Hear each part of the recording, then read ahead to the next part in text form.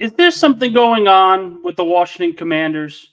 Is there something going on with the New York Jets? We're going to get to all of that. A lot of breaking news going on across the National Football League, and we're going to dissect all of it here on this Monday evening on Football with Faria.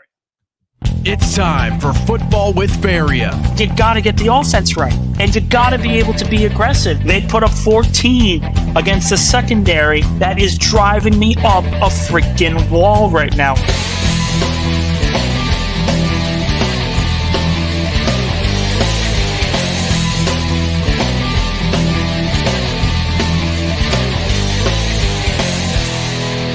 Now here's your host, Nick Faria.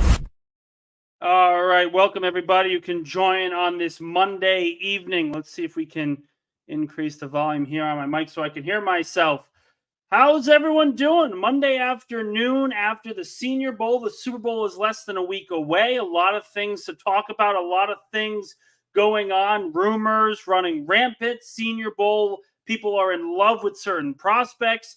Certainly the case for the New York Jets. We're going to get to them in just a little bit. But first, I want to start something out with the news of the day. And the news of the day is not the Super Bowl. It's not the New York Jets. It's the Washington Commanders. The Athletic coming out today with a report that the Commanders were absolutely disrespected by Ben Johnson, essentially saying that he is taking himself out of consideration for the Washington Commanders head coaching job. This happened about a week ago when the Lions had just been eliminated from playoff contention, losing in the NFC Championship game in heartbreaking fashion by 3 points. Johnson decides, hey, you know what? I'm going to stay. This has been way too crazy of an offseason. In the postseason, I'd rather just stay and be able to pick where I want to go next year. Same thing that Bobby Slowick did. Same thing that a lot of these young, up-and-coming offensive minds are doing recently. They're taking their sweet time. They're taking their sweet time to say, I want to go with the right fit. I don't want to just go and get hired by a team just because they're offering me a job. Because that's how you really lose yourself and you lose any credibility. It's not always going to be guaranteed to work. But it's interesting that these comments by the Athletic come out. And essentially, if you guys read the piece, and I encourage everyone to read these pieces, these reporters do a great job. But essentially, the problem at hand was Ben Johnson decided he didn't want to be a part of the Washington Commanders, and he let them know as they were taking a plane ride to Detroit to interview him as their head coach. Now, there's a couple of sort of questions that I have with this kind of reporting and this kind of report that's clearly stilted towards the Commanders' side. You look at some of the verbiage, you look at some of the communication. It's not to say it's wrong, but this is clearly on the side of the organization. And if you look at how teams interview coaches and you look at the process of how everything goes, the Commanders were the last team to pick a head coach. They were the last group. They brought in Dan Quinn. He was clearly going to be a finalist. They brought in Bill Belichick. They didn't know what they wanted to have in him. So they said, okay, let's go offensive mind. If we can, Ben Johnson's the top guy. But when you have those kind of instances where you don't have a quarterback, you don't have an offensive line, you're a couple years away from true championship contention. I'm not saying they can't compete in the NFC East next year, but true title contention with the 49ers. They're not there yet. Commanders aren't there yet. It's going to take a couple years. They need to develop a quarterback first. And Ben Johnson said, you know what? Too rich for my blood. I'm out. That's not a problem. And I think a lot of people kind of miss that. A lot of people just decide, oh, this is terrible because it's unprofessional and he should have let us know sooner. How are you, as an offensive coordinator, preparing for a playoff run, going to focus on an interview? You have a chance to help your team get to the Super Bowl for the first time in franchise history, and you're focused on an interview? That's not how this works. The Commanders can't have their cake and eat it too. What's going to happen? What's to stop a guy like Cliff Kingsbury, who just got hired as the offensive coordinator, to get a head coaching job in the middle of a playoff run? The Commanders would wish that their coordinators were like Ben Johnson. So no, it's not an unprofessional thing. Quite frankly, I will say this new ownership group, the Josh Harris, Magic Johnson, the Pierces, all these guys that have that football/basketball background, this is kind of what the NBA is. The NBA is, I'm going to spend rumors aplenty, just spread it all out. Something will stick, and then that's how it's going to go. We're going to always be right in this instance. We're going to always be right. That's not always the case in the National Football League, is it? It's a big problem.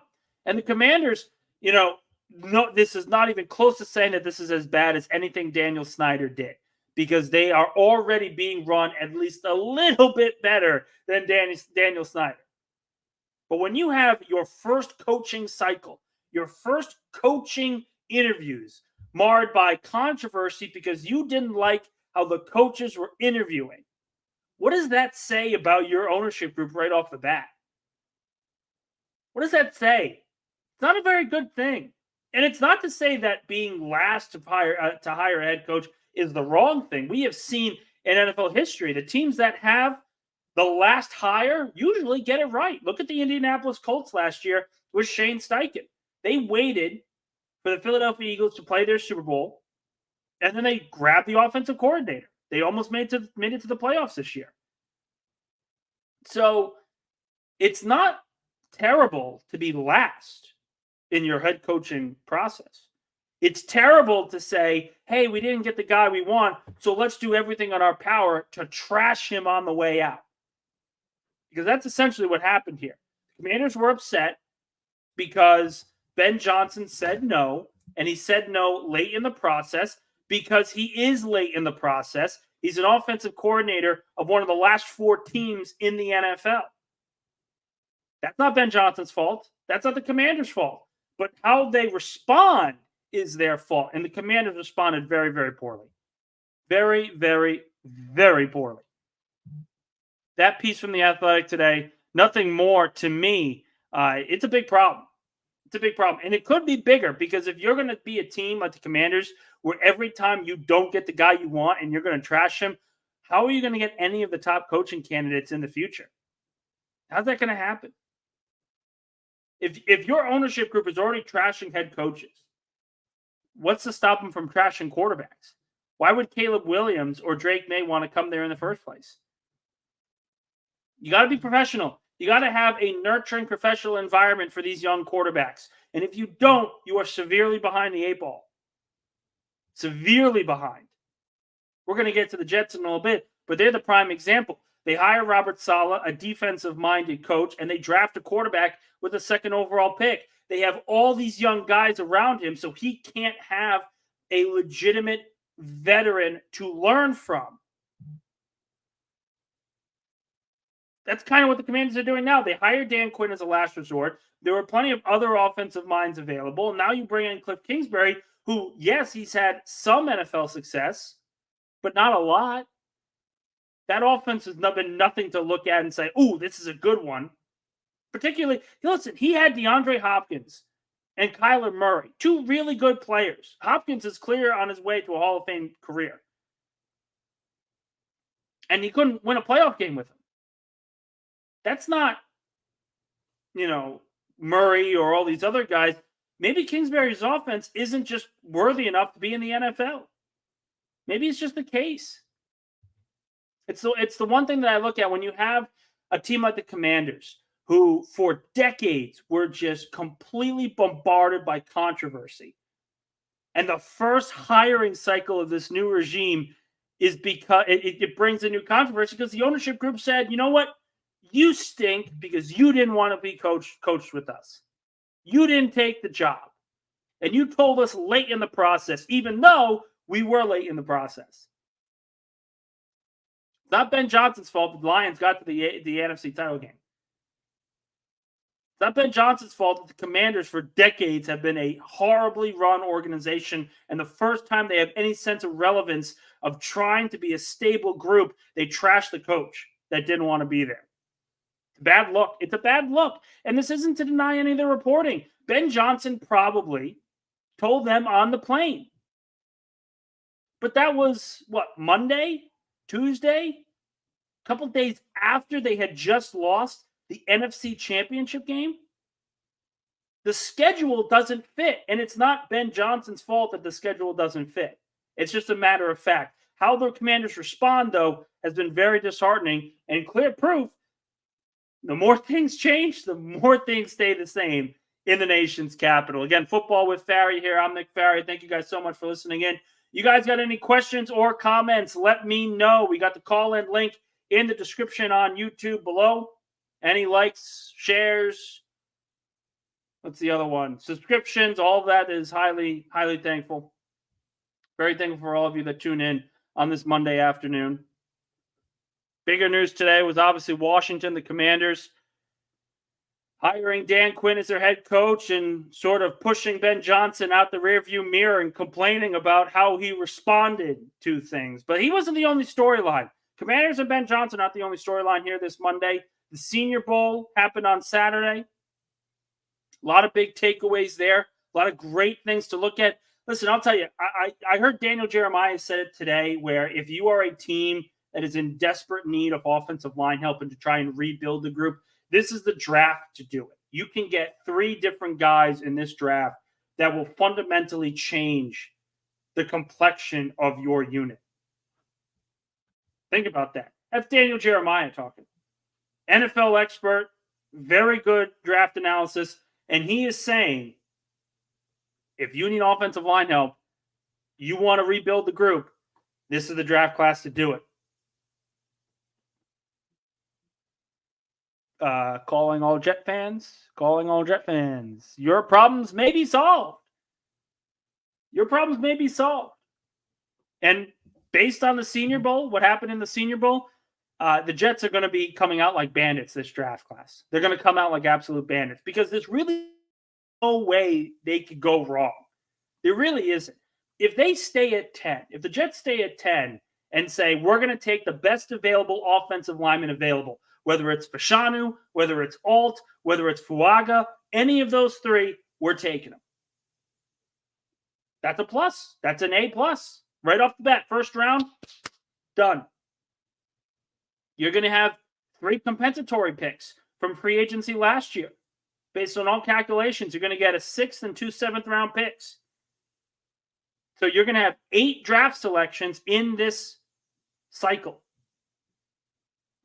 If the Jets say, you know what, if Fashanu and Alt aren't available, let's trade back a couple picks, see if we can recoup a 2nd-round pick and make a 1st-round selection this year. Let's stay aggressive in building our team.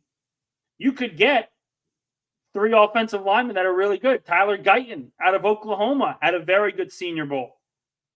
I wouldn't say he had as good a Senior Bowl as Talise Fuaga, but Guyton had a good Senior Bowl. He's a project, but he's certainly a good one. Certainly a good project. He's big, strong, and nasty. You kind of want that with right tackles. There's other people too. There's other teams and there's other guys. Christian Haynes, the guard from Connecticut. Everyone's talking about the tackles, but Haynes continues to look strong in the pre-draft process. I thought he was a guy middle of the season when I was on the beat, that he was a guy that the Jets could target, maybe to replace Laken Tomlinson, maybe to move to right guard and allow AVT to play solely at right tackle. All that stuff can be included. But Haynes looks good. He could be a 3rd-round selection. Maybe he even jumps as high as the 2nd round. Think about it. If the Jets were to trade back, let's say from 10 to 14, let's play the what-if game. And they recoup a 2nd-round pick on top of that. And they go after Fuaga and Christian Haynes. How quickly are we calling Joe Douglas a great GM again? How quickly are we saying, holy hell, the Jets nailed this draft? And of course, they have to play on the field. But we don't see the Jets on the field for another 6 months. All we can do right now is get excited about those possibilities. And one name that I keep hearing about, and we're going to get to some of those more free agents later on in the program. But one free agent that is tied to the Jets because of the cap space that they're going to have, because of the need at the position, is Tyron Smith. Future Hall of Famer, 33 years old, left tackle, could potentially be leaving Dallas. That's going to be an interesting thing. Do I think that he will actually walk? Probably not. But he's a free agent. Yes, he has a lot of injury concerns, but he's the kind of guy that if you're the Jets, you go after for a 1-year, 2-year deal. You get the last bit of good football out of him, and you essentially have a top left tackle at the position. When Tyron Smith is healthy, he is still a top 5 left tackle in the game. Problem is he just hasn't been healthy. So if you, again, playing the what-if game, you have in free agency, you go get Tyron Smith, you go get a receiver like T. Higgins, and then you trade back in the draft, you're still able to get Fuaga, and you pick up Christian Haynes in the second round. What more do you want Joe Douglas to do? What more do you want him to do? They would need to address the backup quarterback. They need another tackle. But that's certainly in consideration. It's certainly in consideration. And again, I've mentioned Guyton and Fuaga, but I like J.C. Latham as well. And Latham is going to be available in the teens. Guyton is going to be available in the teens, maybe even the 20s. If a team, there are going to be organizations out there that are trying to swing and swing big. There's going to be teams that are going to try to trade up for a quarterback that were in the later portions of the teens and early 20s. There's going to be teams like that. You don't think that J.J. McCarthy could be overdrafted a little bit? Certainly a possibility. Certainly a possibility. We're going to get to some of your questions here before we move on to this subject. Again, reach out your questions. The link in the description on YouTube will give you all you need to know there. From Lake Jet fan. So when is Bieniemy coming to the Jet staff? Marone's available too. Connections to Salah and okay. Listen, I get it. Eric Bieniemy is a interesting and tantalizing coaching prospect. And the reason why I say that is because with Patrick Mahomes, he looked phenomenal. Absolutely phenomenal. And he looked like an up-and-comer. But from the reports that I've heard, and I've spoken to a lot of people regarding Eric Bieniemy, and the reason why he is not a head coach. He doesn't interview well. He doesn't do this well. He doesn't do that. He doesn't connect with his players well. These are all rumors and reports that I have heard consistently over the years. Consistently.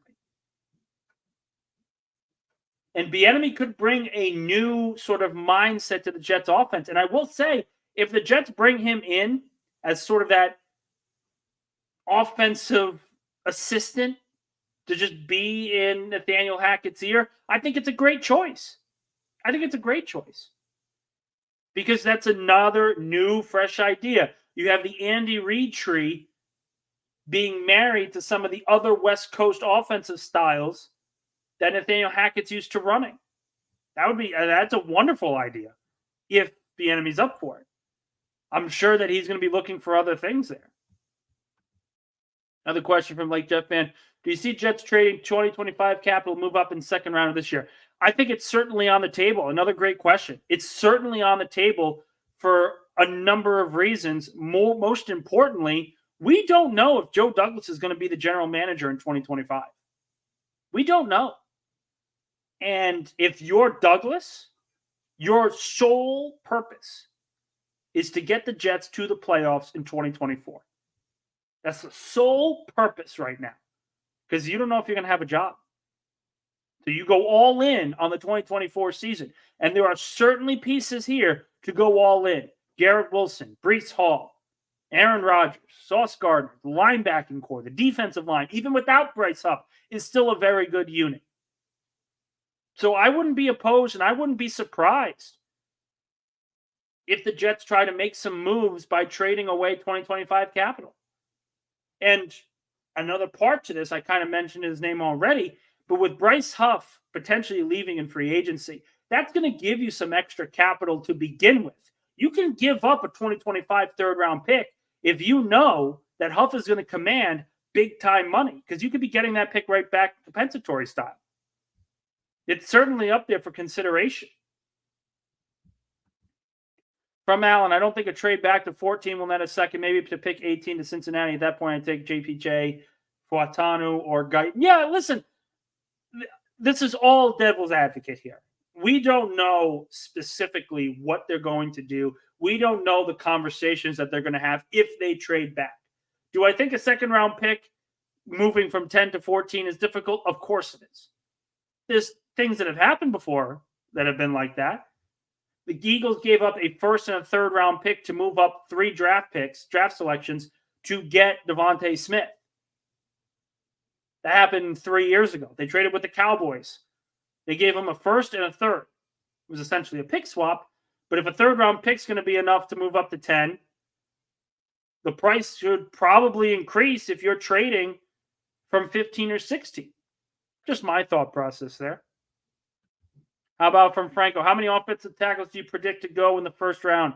The issue with trading down is not getting the guy who can start now. It is unacceptable if they draft a guy who isn't ready to start. Franco, I agree with you. I agree with you. Personally, I think offensive tackles, there's a chance we can get 5 or 6 in this class that go in the first round. And that's not including the interior guys like Powers Johnson from Oregon. That's not including the guys like him who can and will be drafted in the first round. Absolutely. It's part of the discussion that the Jets are going to have. And it's going to be part of that conversation because if you're worried about missing out on the guy, then you're not trading back. You're not trading back. You're taking the best available player. You're taking the best available player. And that's just where we are.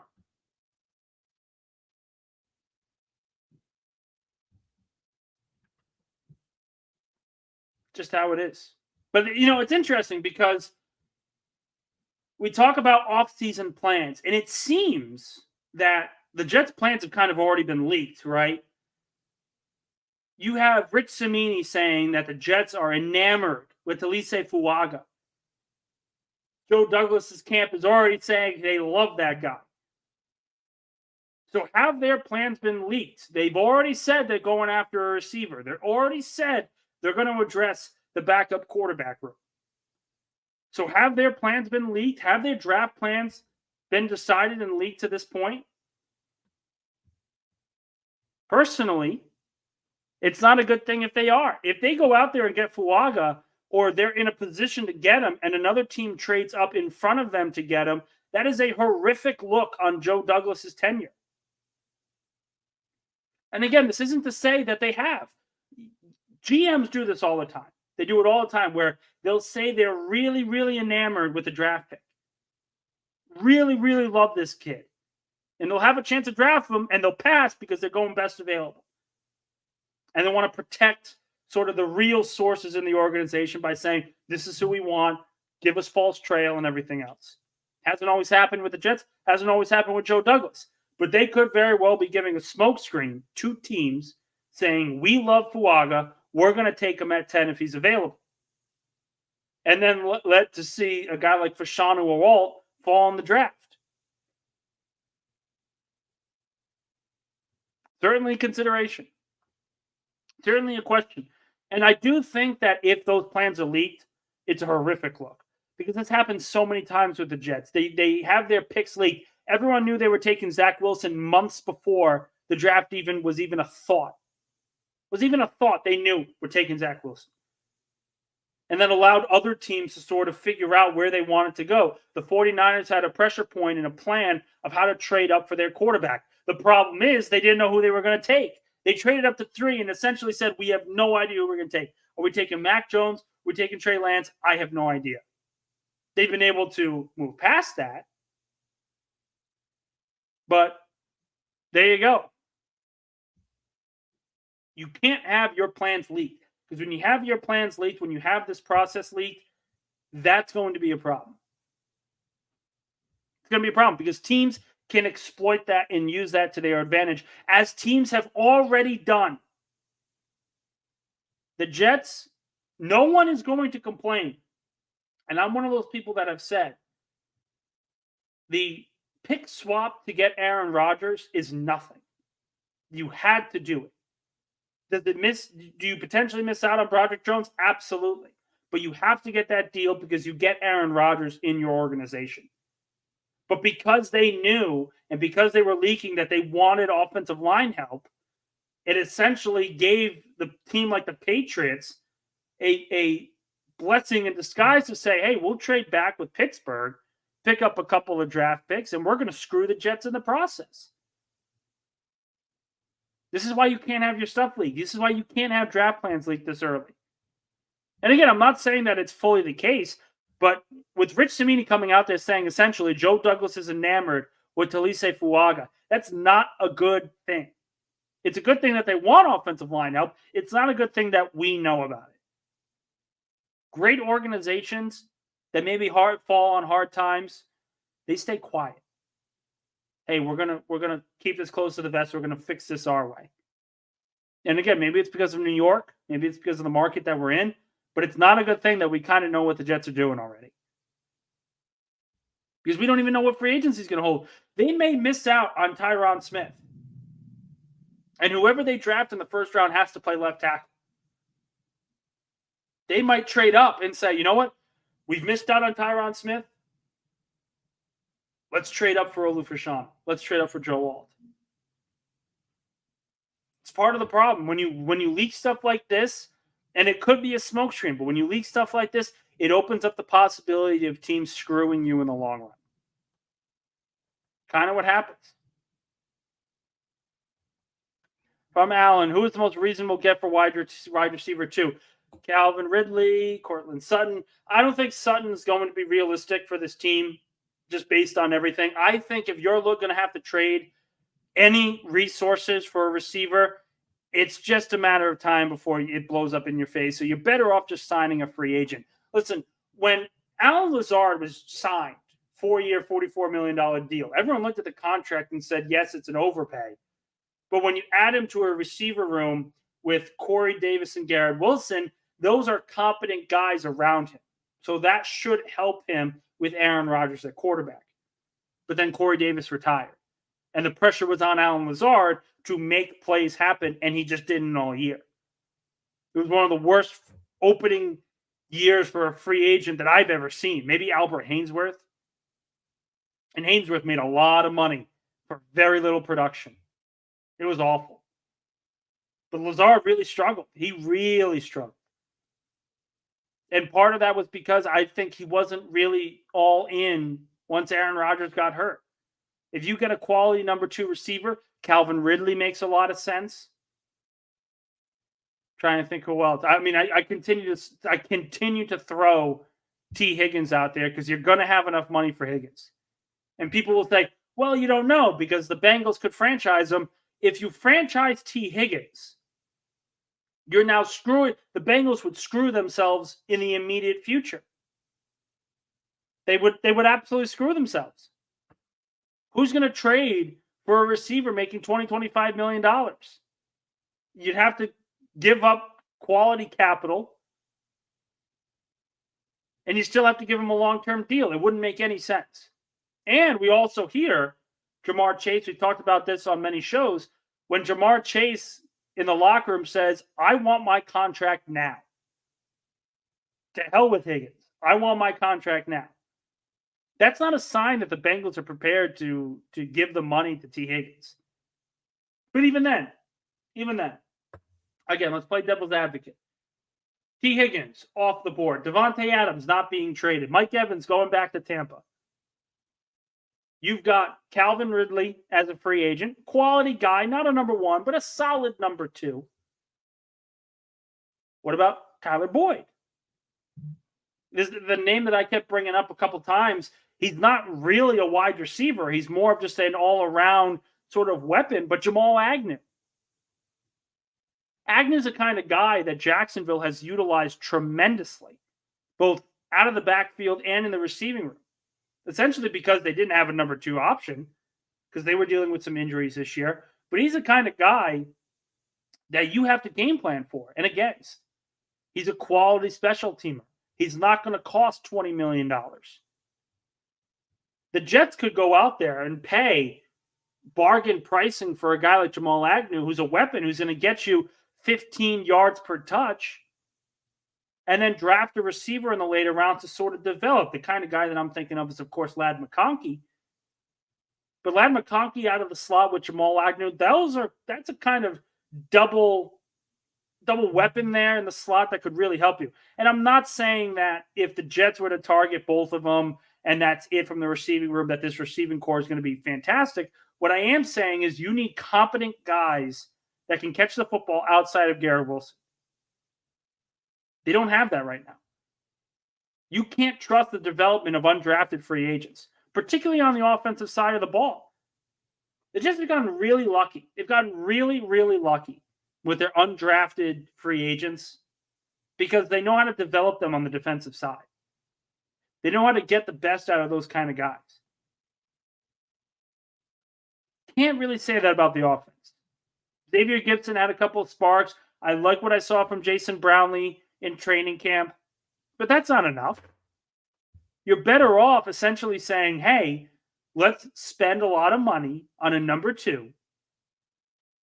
Throw in with Garrett Wilson, with Allen Lazard, bring in another running back to help with Breece Hall, and you've got a competent offense there. You got a competent offense. And there's going to have to be some cap gymnastics. There's going to have to be. We all know it. We all know it. When you have your linebacker having one of the largest cap hits on your team, you know you have to restructure. You know you have to restructure. And it's going to be essentially the 2 biggest names are Laken Tomlinson and C.J. Mosley. You're going to have to restructure those contracts. You're going to have to push them off to later years. And you're going to save a lot of money because of it. And you're going to help your team in the immediate future when you do. From Alan, JD's on borrowed time. Both he and Robert Saleh are gone in 11 months. If they make it to the playoffs and they win a playoff game, they get to the AFC Championship game, certainly a possibility. Certainly a possibility. I watched every game of the AFC playoffs. I've watched every game. The Jets have a defense on par with the top units in the conference. And if you get Aaron Rodgers, the Hall of Famer Aaron Rodgers, you can absolutely win and go deep in the playoffs. And if they get to the conference championship and lose, you're not firing Robert Saleh. You're not firing Joe Douglas. Not after that. Because they showed that they could be really good and get to the playoffs when they have a healthy team.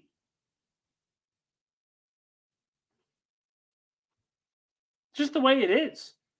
So maybe they are on borrowed time. And if they are, it gives even more of an excuse for them to go all in on this draft. Trade into the second round. Give up 2025 assets. Go all in on getting this team as far as you possibly can. All in.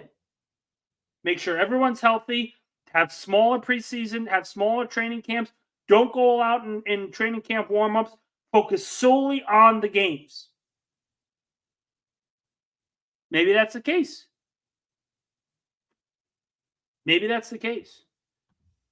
From Lake Jets fan, what is this confident offense you speak of? Yeah, listen, guys, I've watched and I saw a lot of football games this year. I don't think I've ever seen anything of what the Jets did in terms of quality of play and the lack thereof. Because I looked at a team and I keep looking at the film. And again, guys, film sessions, we're going to be on Thursday. We're dissecting these games. We're going to go through everything. We're currently on the Dallas game. We're going to go to the second half of that game. But the one thing that I will say, and it's pretty apparent, when you look at the film, even going back to the later parts of the regular season, it wasn't just Zach Wilson that was the problem. It wasn't just Nathaniel Hackett that was the problem.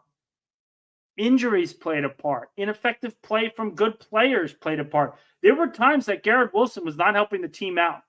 Couldn't get open. Dropping passes. This isn't to say that he's the number one problem. He's far from it. But when you look at the grand scheme of things, everyone needs to step up when your top guy goes down. and not a single person did when it mattered most. Maybe Brees, maybe Garrett. They're obviously excluded, but really very few else.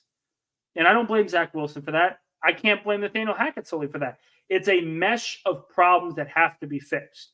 And when you have a competent quarterback, that usually makes a competent offense. Usually the case. And the other thing is this, guys. Everyone's talking about, oh, they're so far away. I know we were talking earlier today about a Jets site was saying that they're so far away from championship contention that it's not even funny. And I disagree with that. I really do, because how many teams in the NFL have a top 5 defense? 5 teams. How many teams have a top 5 defense with a receiver that's put up back-to-back 1,000 yards? Or a running back that could have easily won Comeback Player of the Year? And a quarterback who's a future Hall of Famer coming off major surgery, but is clearly focused on competing at the highest level next year. There's very few teams that have the roster the Jets have. And if they can put it all together, who knows what can happen, especially on that offense. Now the comments, what you're saying is Slowick and Salah co-coaches in 2025. Listen, if they miss the playoffs this year and they clean house, I think the 3 names that you're going to look at the most, Slowick is definitely one. Kellen Moore is going to be one. I think Deuce Staley is going to be one. That kind of leader in the locker room. Yeah, those 3 come to mind right away. And I talked about this with Ben Johnson a week ago when he decided he was going to stay with Detroit. It was great news for the Jets, because if Detroit naturally takes a step back next year with the first place schedule, with a target on their back, and Ben Johnson leaves, you have a quality offensive mind on the open market. And this isn't to say that Ben Johnson will choose the Jets, but Ben Johnson will go to another team that's looking for a head coach, meaning a team like the Jets could get Slowick. They could get Kellen Moore. They could get the next up-and-coming offensive star. It was the best thing that happened to the Jets. It was the absolute best thing that could happen, because it enriches the pool for 2025. It just enriches the pool. Should have seen the 2005 Brooks Bollinger-led Jets, poor Curtis Martin. Listen, that should be the demarcation, a clear example of when you don't have a quarterback and you've gone through so many injuries, nothing good's going to happen. Think about this for a minute here, guys. Think about this for a true minute. 2004, the Jets are a field goal away from reaching the AFC Championship game. A field goal away from upsetting the 15-1 Pittsburgh Steelers. The next year, they go through 5 different quarterbacks, I think, on my count. The next year, what happens in 2006? They go back to the playoffs. To sit here and say that the Jets were not talented in 2005 and deserved to have clean house, I think that's wrong. And this is kind of my point. This is kind of what I'm talking about. The Jets showing patience with this staff after this season, I think, is a learning experience from 2005. Because when you let these guys develop, when you let these coaches develop, and you bring the talent around them, now we're going to see how good these guys are. Now we're going to see, with their backs against the wall and everyone at their disposal, how good this team's going to be, how good these coaches are going to be. 2005 cost the head coach his job. Mangini comes in 2006, he goes and leads them to the playoffs. Essentially the same team. There's obviously some fundamental differences. But that was a good team that just was completely bombarded by injuries. And injuries, whether we liked it or not, play an important part of NFL seasons and NFL history. And you have to be judged accordingly and with the context included. Did Herman Edwards deserve to get fired after the 2005 season where you win 4 games and you didn't have a starting quarterback? Remains to be seen. They got to the playoffs the next year, but then Mangini kind of just wallowed away. He was more busy worrying about Spygate than he was about his own organization. And he got killed for it. We are now, the backs are against the wall here for Saleh and his staff. Mangini in 2008, when his backs were against the wall, when they got Favre, they started out hot. They had beaten the undefeated Titans. They were looking like a legitimate Super Bowl contender, and they fell off the wagon because Favre wanted to play hurt. And that brought in Rex Ryan and all that other hoopla. Is that the same thing going to happen with Robert Saleh? His backs are against the wall. He's got Aaron Rodgers. A healthy and animated Aaron Rodgers, which I think is going to be a big difference. All that has to be added and included to this conversation, guys. We can sit here and say the Jets are going to be done. And, even if they solve the offensive line, even if they get the wide receiver number 2, there's no way that this could work out. You never know. The Buffalo Bills just got to the playoffs again and lost. At some point, their playoff window is going to run out. At some point, the Miami Dolphins playoff window is going to run out. The division in the AFC East is wide open for the Jets to take. It's wide open. What else is there? You've beaten Josh Allen. You can beat Tua. What's to say that they can't win the division next year? Because they have problems right now? Of course they have problems right now. They're going to solve their offensive line. They're going to solve their receiving core like most offensive and off seasons do. They have needs. You solve those needs. Now you go into the season with a competent and complete offense. And we talk about Bryce Huff, and I saw a couple comments here. I'm going to try to get to all of them as well.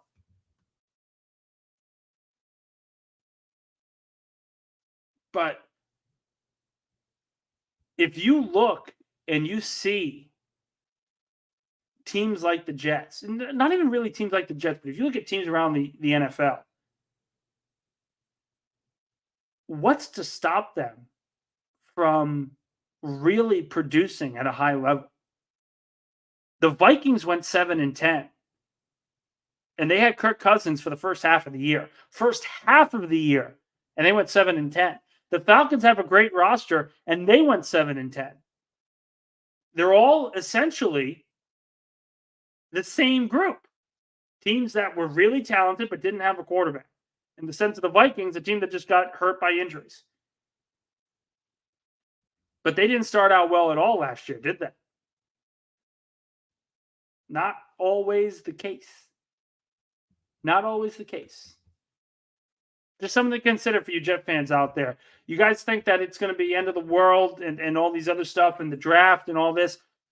We got a long way to go before training camp opens up. We got a long way to go.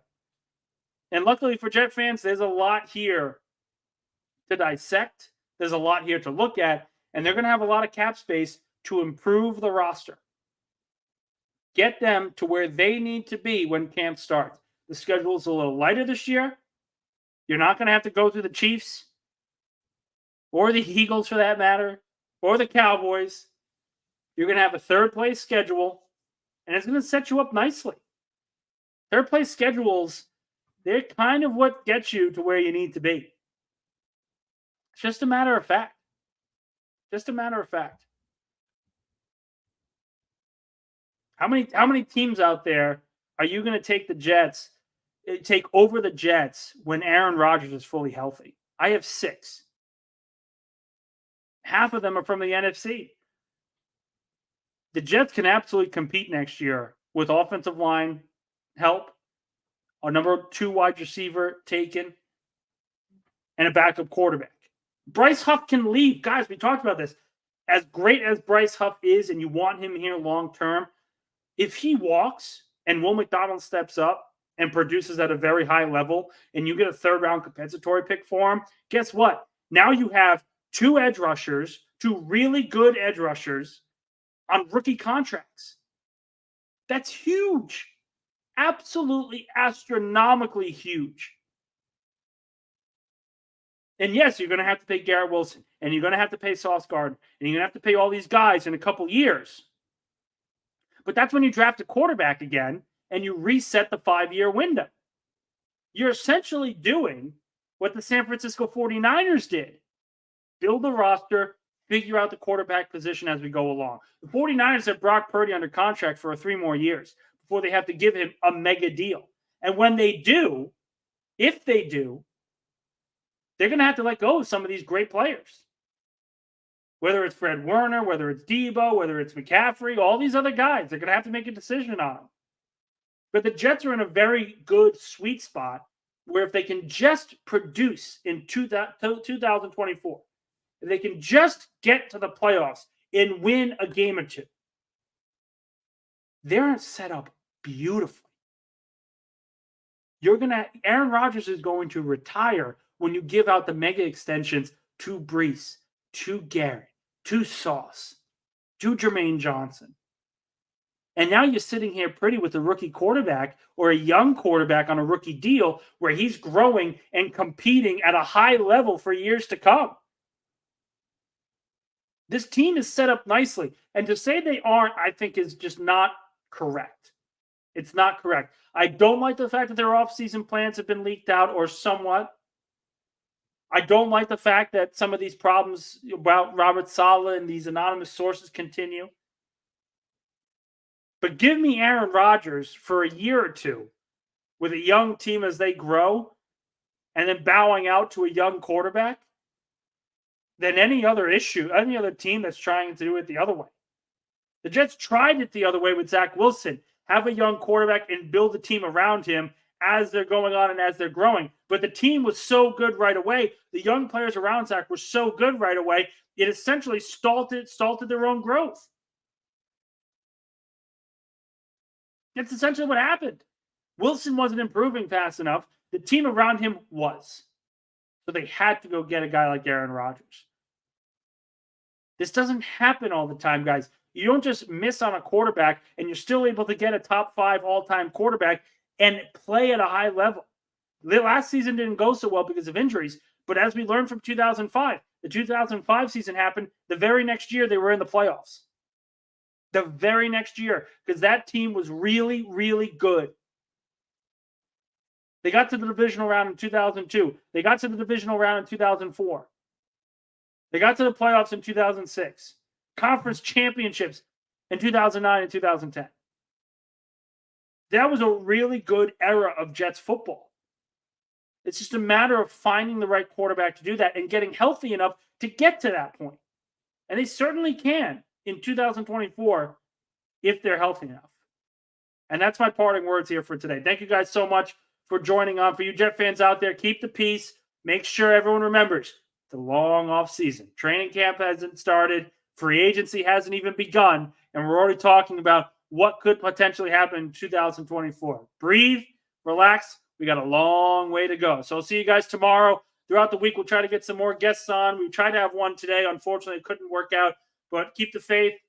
Thank you guys so much for joining. Thank you guys so much for listening. And I will see you all tomorrow. Same time, same place.